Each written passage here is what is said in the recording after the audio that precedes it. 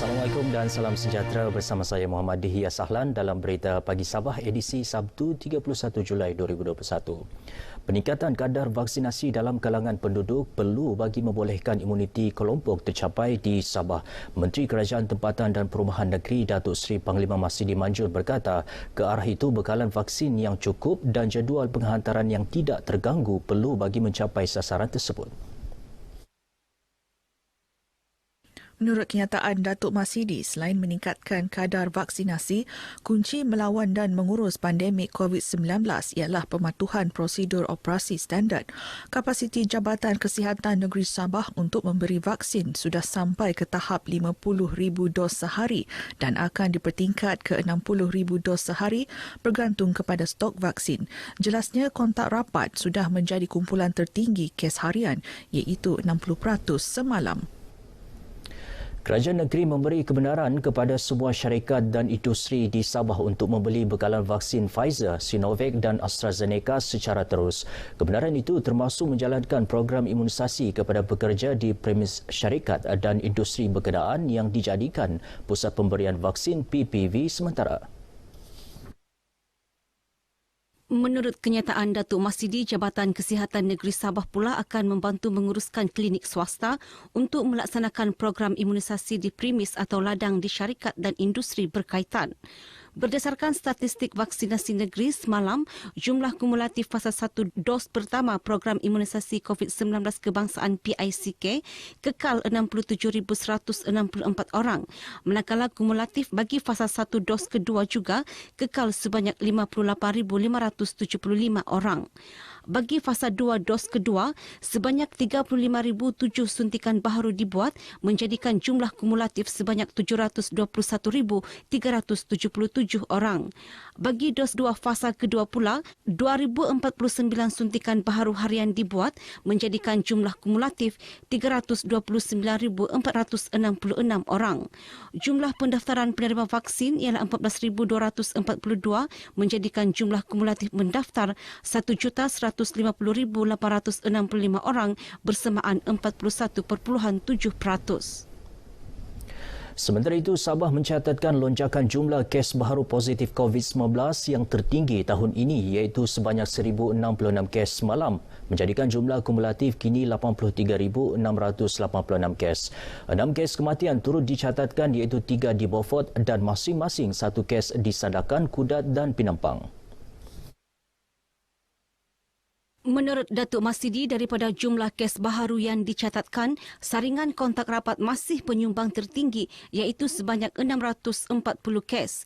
Kota Kinabalu mencatatkan jumlah saringan kontak rapat tertinggi iaitu sebanyak 125 kes, diikuti saringan bergejala mencatatkan 157 kes, saringan kluster 157 dan saringan bersasar 51 kes.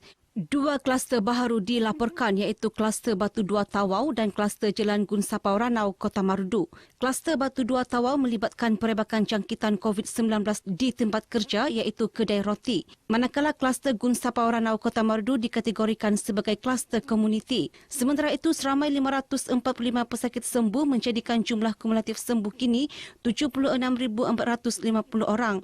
Manakala 3,984 pesakit sedang menerima rawatan.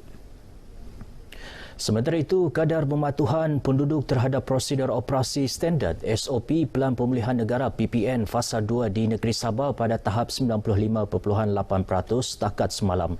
Menurut Datuk Masidi, sebanyak 176 buah kenderaan diarah berpatah balik hasil pemeriksaan ke atas 43,430 buah kenderaan di 163 sekatan jalan raya seluruh Sabah. Dalam tempoh tersebut, sebanyak 41 kompaun dikeluarkan di seluruh Sabah kerana melanggar SOP COVID-19. Pihak berkuasa tempatan turut menjalankan pemeriksaan ke atas 1,072 premis perniagaan dan satu daripadanya dikompaun oleh Majlis Daerah Pinampang kerana gagal mematuhi masa operasi ditetapkan. 3 notis dikeluarkan iaitu 2 di Lahadatu dan 1 di Kinabatangan.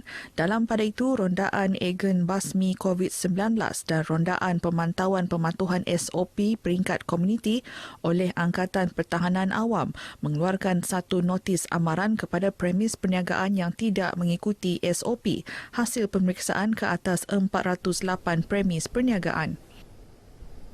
Sebanyak 18 premis diarah tutup dan 43 kompaun dikeluarkan dalam operasi bersepadu pemantauan pematuhan prosedur operasi standard SOP di seluruh negeri pada Khamis lepas.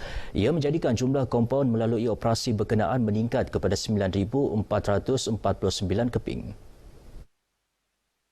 Berdasarkan infografik Jabatan Kesihatan Negeri Sabah JKNS, daripada 43 kompaun dikeluarkan, sebanyak 21 kompaun dikeluarkan di Lahadatu, diikuti Semporna 14, sementara masing-masing 2 keping kompaun di Putatan, Kinabatangan, Beaufort dan Sepitang. Ia melibatkan pelbagai kesalahan, antaranya gagal menggunakan aplikasi MySejahtera atau mencatat butiran diri sebelum memasuki premis, tidak memakai pelitup muka, gagal membuktikan tujuan pergerakan dan mengadakan aktiviti dengan kehadiran ramai. Daerah Kota Kinabalu mencatat jumlah tertinggi kes baru positif COVID-19 malam iaitu 206 kes, diikuti Tawau 171 dan Beaufort 87. Baik, kita ikuti kes jangkitan mengikut daerah dan kadar vaksinasi bagi Sabah.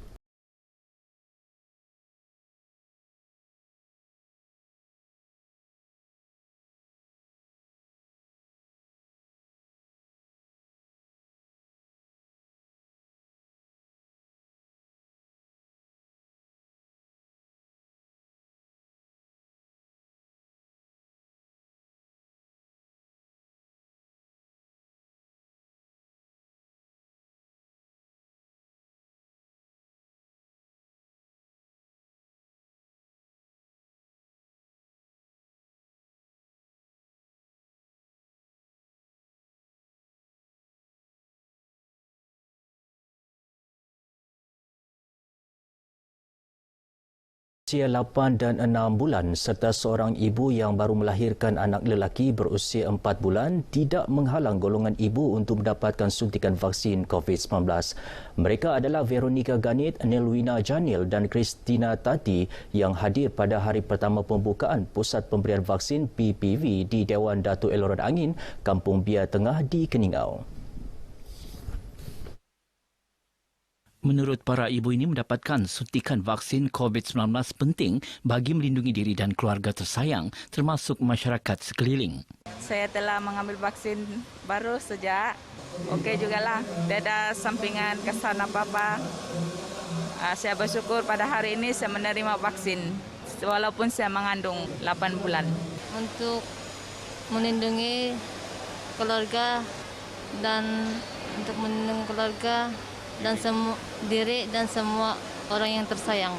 Walaupun saya ini ibu mengandung sekarang 6 bulan, saya tetap di sini juga untuk suntikan vaksin COVID-19.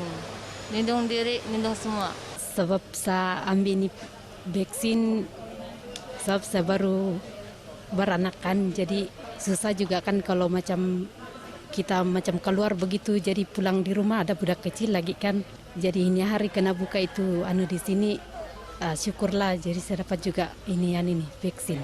Manakala bagi pasangan suami isteri golongan warga emas dan mereka yang berumur 18 tahun ke atas turut menarik perhatian kru RTM. Hari ini saya membawa sepunya ibu untuk menerima vaksin lah di Dewan Datuk Eloran Kampung Biar Tengah. Dia sendiri dengan senang hati lah mau ikut juga, mau terima tuh vaksin. Untuk melindungi diri kami lah semua, supaya kami jagalah kami, jaga kita, supaya laki saya kan dia sakit, jadi dia perlu kena vaksin, takut dijangkiti lah, jadi saya kasih vaksin aja sama diri saya sendiri lah. Kepentingan vaksin ialah untuk menghentikan jangkitan COVID-19 sama kita lah. Jadi harapan saya kepada belia-belia yang di luar sana, marilah kita sama-sama mengambil vaksin untuk kepentingan tersendiri. Jadi kita mintalah kerajaan pusat supaya melihat ini sebagai satu permintaan yang mendesak. Kita perlu vaksin ini secepat mungkin. Sebab orang saya melihat ini berpusu-pusu untuk mendaftarkan diri untuk divaksin. PPB di Kampung Biak Tengah ini beroperasi dari Jumaat hingga Ahad ini menyasarkan 1,500 suntikan dos pertama vaksin COVID-19.